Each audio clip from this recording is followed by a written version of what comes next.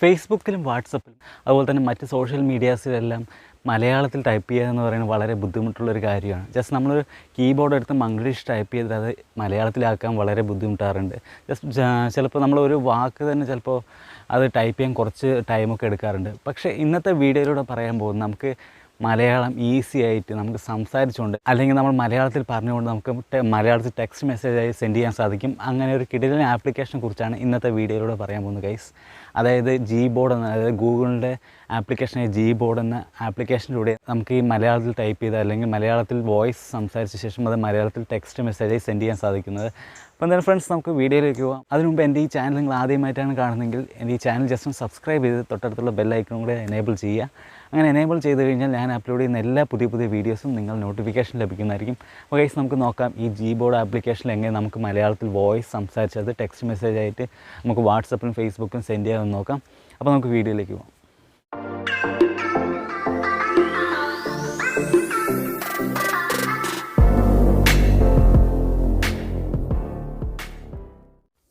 Friends, നമുക്ക് play store open ചെയ്യാം. Open ചെയ്ത ശേഷം സെർച്ച് ബോക്സിൽ നമുക്ക് Gboard എന്ന് ടൈപ്പ് ചെയ്യാം.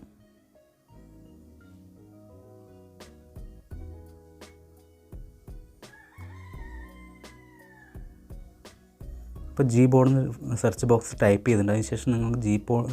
അതിനുശേഷം നിങ്ങൾ Gboard എന്നുള്ള ബ്രൗസ് ചെയ്തതിന് ശേഷം Gboard ഇൻസ്റ്റാൾ ചെയ്യാം. ഗൂഗിളിൻ്റെ Gboard ഇൻസ്റ്റാൾ ചെയ്ത ശേഷം ഓപ്പൺ ചെയ്യാം.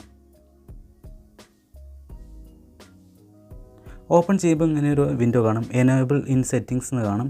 അപ്പോൾ ജസ്റ്റ് ഒന്ന് എനേബിൾ ചെയ്യുക, Gboard എനേബിൾ ചെയ്യുക. അതുപോലെ തന്നെ ഗൂഗിൾ വോയിസ് ടൈപ്പിംഗ് എനേബിൾ ചെയ്തിട്ടുണ്ട്, ഓൾറെഡി എനേബിൾ ചെയ്തിട്ടുണ്ട്, അത് എനേബിൾ ചെയ്യാം. അപ്പോൾ Gboard കൂടെ എനേബിൾ ചെയ്യാം.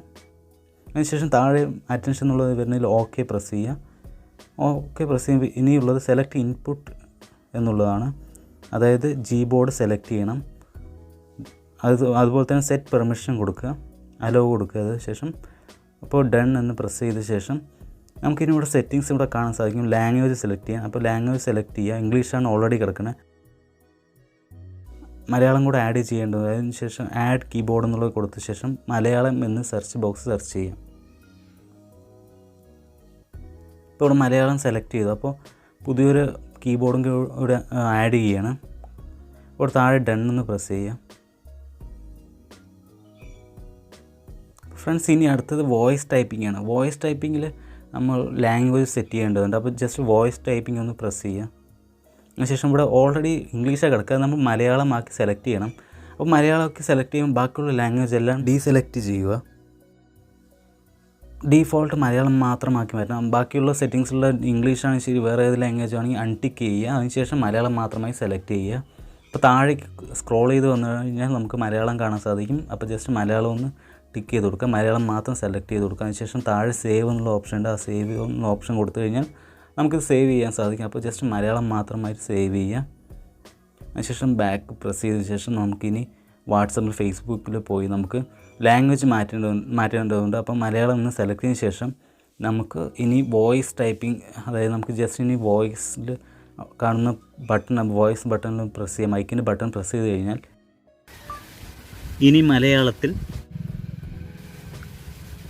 പറഞ്ഞാൽ മതി, മലയാളത്തിൽ എഴുതാൻ. ഫ്രണ്ട്സ്, അപ്പോൾ Gboard ഉപയോഗിച്ച് എങ്ങനെയാണ് മലയാളത്തിൽ വോയിസ് പ്രകാരം നമുക്ക് മെസ്സേജ് സെൻഡ് ചെയ്യാൻ സാധിക്കുമെന്ന് കണ്ടു.